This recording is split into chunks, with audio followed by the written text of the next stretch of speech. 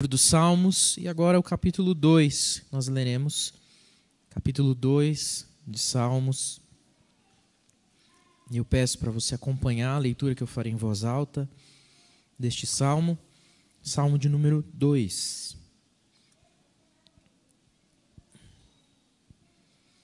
Diz assim: Por que se enfurecem as nações e os povos imaginam coisas vãs? Os reis da terra se levantam e as autoridades conspiram contra o Senhor e contra o seu ungido, dizendo: Vamos romper os seus laços e sacudir de nós as suas algemas. Aquele que habita nos céus dá risada, o Senhor zomba deles. Na sua ira, a seu tempo, lhes falará, e no seu furor os deixará apavorados, dizendo: Eu constituí o meu rei sobre o meu santo monte Sião. O rei diz: Proclamarei o decreto do Senhor. Ele me disse: Você é meu filho, hoje eu gerei você. Peça, e eu lhe darei as nações por herança, e as extremidades da terra por sua possessão. Com uma vara de ferro você as quebrará, e as despedaçará como um vaso de oleiro. Agora, pois, ó reis, sejam prudentes, deixem-se advertir, juízes da terra. Sirvam o Senhor com temor, e alegrem-se nele com tremor. Beijem o filho, para que não se irrite, e não pereçam no caminho, porque em breve se acenderá a sua ira. Bem-aventurados todos os que nele se refugiam. Podem se assentar. O Salmo de número 2 não vem seguido do Salmo número 1, simplesmente por uma ordem numérica, mas considerando o conteúdo deles, eles fazem muito sentido caminhando juntos. Quero que você observe comigo que esse salmo que nós acabamos de ler, que eu acabei de ler, Salmo de número 2, fala para nós nessa manhã. Eu ontem olhava algumas notícias e recebi uma notícia de uma jovem de 23, 24 anos na Argentina, líder, não sei quantos de vocês leram essa notícia também, líder do movimento abortista, foi a primeira moça a morrer depois de praticar um aborto num hospital da Argentina. Ela teve complicações depois desse aborto e faleceu com 24 anos. 23, 24 anos, não me falha a memória. Muito jovem. Ironicamente, a líder do movimento pró-aborto. Ela, na verdade, é só a vitrine, ou uma das vitrines, daquilo que o nosso mundo é hoje, daquilo que o nosso mundo prega, daquilo que os reis e as nações falam, daqueles que não estão debaixo da vontade de Deus anunciam. O texto que nós lemos diz: por que os povos imaginam coisas vãs? Por que as pessoas estão conversando coisas vazias? Por que as nações se enfurecem? Nós vemos aí uma guerra da Ucrânia que completa 2 meses nos nossos dias, e parece ainda não ter um desfecho claro. Briga de homens, desejos egoístas. Eu não quero entrar aqui no mérito quem está certo, quem está errado. É claro que a gente acaba tendo as nossas tendências pessoais. Nós vemos o nosso próprio país, não é difícil constatar o caos que a gente vive, e não é de hoje. Eu não quero aqui também fazer algum apego político a uma figura ou outra, e me iludir que foi no mandato do último presidente que as coisas ficaram ruins, não é verdade? Você consegue olhar e perceber que a gente sempre teve uma situação caótica? Que a gente sempre viveu algum tipo de problema econômico, social, político, de segurança, enfim, de tantas frentes. A gente vê autoridades brigando entre si para ver quem tem mais poder, que caneta com assinatura que vale mais, que documento que vai ganhar de quem, enquanto o povo sofre. Mas a gente não precisa ir tão longe. Talvez se a gente for lá no nosso trabalho, a gente vai ver também um chefe injusto, pessoas passando por cima de outras pessoas para conseguir a posição que eles tanto almejavam, e parece que tudo é válido. Aliás, quanto mais sangue nos olhos, mais competente parece que é. Mais admirável parece ser aquele funcionário. Talvez dentro de casa, a gente vê muita gente se proclamando rei, filhos mandando nos seus pais e dizendo como a casa deve andar, ou pais completamente opressores, abusando dos seus filhos. As nações pensam coisas vãs, as pessoas pensam coisas vazias, as conversas se tornam cada vez mais impuras, e a gente até às vezes normaliza isso, mesmo eu e você, aqui do meio da igreja. que conhecemos a palavra e talvez estejamos aqui há muitos anos ouvindo essa palavra, acabamos normalizando. Eu costumo dizer que muitas coisas são comuns, mas tem algumas coisas que jamais serão normais, não é verdade? Não deveriam ser. Mas a gente acaba normalizando o pecado muitas vezes. Mas esse texto fala que mesmo que os reis da terra se levantem e digam: vamos romper os nossos laços com o ungido de Deus. Quem é o ungido de Deus? Jesus Cristo. E ele diz: vamos romper os nossos laços, vamos sacudir as nossas algemas. O mundo tem uma pregação, uma fala de que a religião ela prende. De fato, a religiosidade ela prende, mas a religião, a verdadeira religião não prende, ela liberta. O mundo diz para nós que crer em Cristo, crer num Deus que você não pode ver, que você não pode constatar, a ciência é muito melhor do que isso. Quando a gente entende que a ciência não é desprezível, mas ela serve o nosso Deus também, ela diz para nós que isso algema as nossas mãos.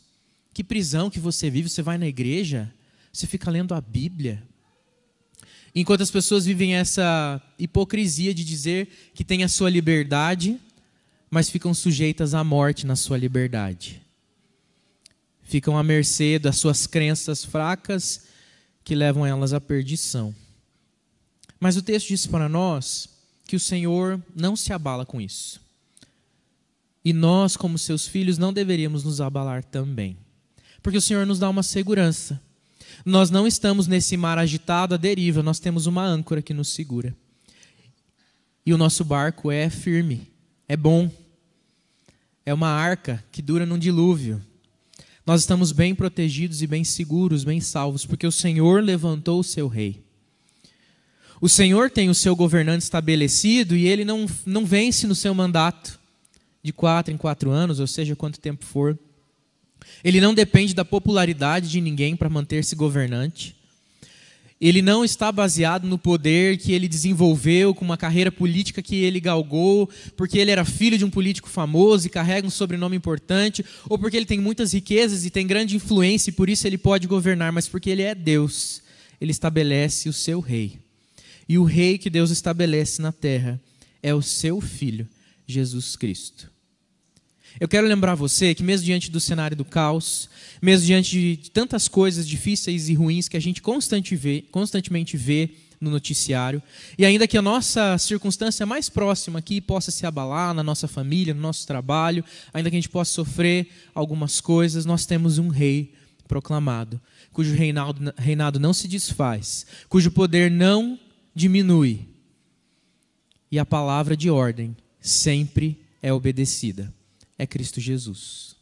Se eu e você andamos desesperados ou apostamos a nossa confiança naquilo que o mundo pode oferecer, nós estamos crendo nos deuses errados, no rei errado.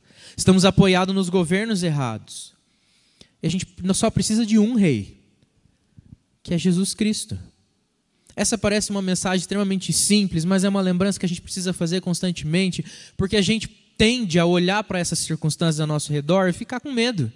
Ou ainda pior, começar a passar uma corrente no WhatsApp ou postar no nosso Facebook que é o candidato fulano que vai salvar a nossa vida. Que nós, como cristãos, precisamos nos unir e votar em tal pessoa, na pastora fulana, no pastor ciclano, no candidato fulano, porque é esse que vai poder, então, restaurar a nossa nação. Nós cremos e apostamos que esses homens podem, então, trazer para nós a solução dessas coisas vãs que o mundo vem pensado. Puxa, se for um homem crente, uma mulher crente, tudo vai ser transformado. Eu não estou dizendo aqui que a gente não pode olhar com melhores olhos, com bons olhos para aqueles candidatos que se dizem cristãos e analisar com calma, né? Porque isso não é tudo. Mas nem tudo aquilo... Tinha um pastor que foi meu pastor na juventude que falava que nem tudo aquilo que é bom é bênção. Nem todo mundo que é crente se candidata foi chamado por Deus para estar lá. Pode estar confuso na sua vocação. Então, por isso a gente precisa sim pedir orientação de Deus para votar nos políticos, naqueles que vão nos governar, seja aqui na igreja local, seja no governo civil. Mas a gente jamais pode esquecer que o mundo vai sempre ser mundo. E ele sempre vai falar de coisas vãs. E ele sempre vai ter pecado para oferecer.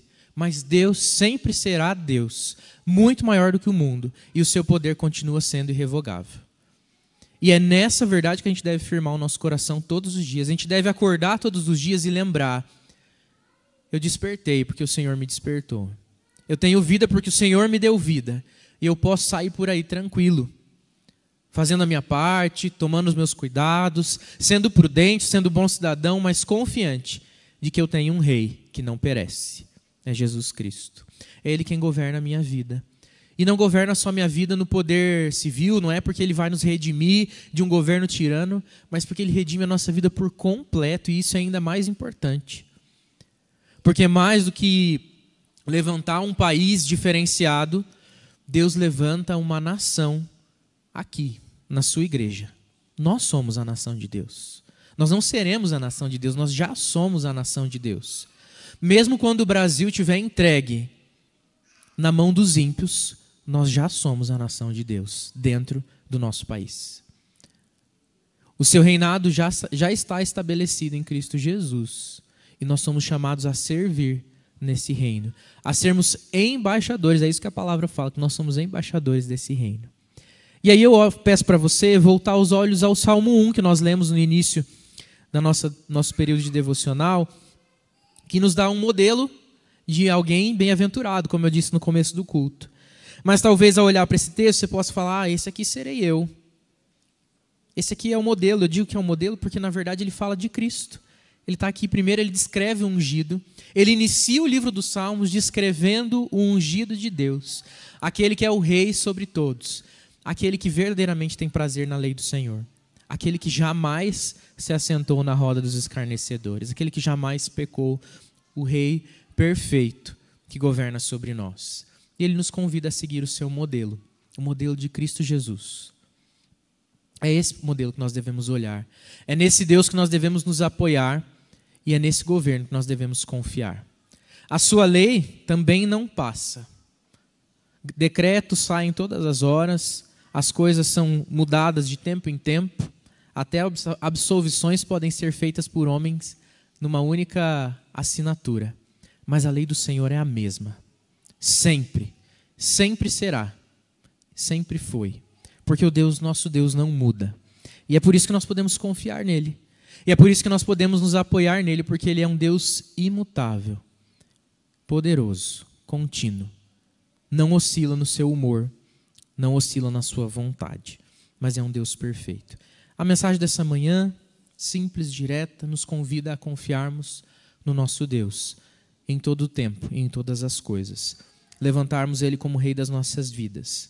A beijarmos o Filho, como diz o versículo 12, para que ele não se irrite, para que não pereçamos no caminho, porque ele virá para julgar todos, separar as ovelhas dos cabritos, os salvos dos não salvos, os justos dos ímpios, que nós sejamos então encontrados no meio daqueles que se rendem e se curvam diante do único rei, não do maior rei, mas do único rei, que ele não nos encontre idolatrando ninguém, nem homens, nem coisas, nem nós mesmos, mas que ele nos encontre prostrados, adorando o único e verdadeiro rei, sábios da sua lei, conhecedores da sua lei, e que nela meditam de dia e de noite. Amém?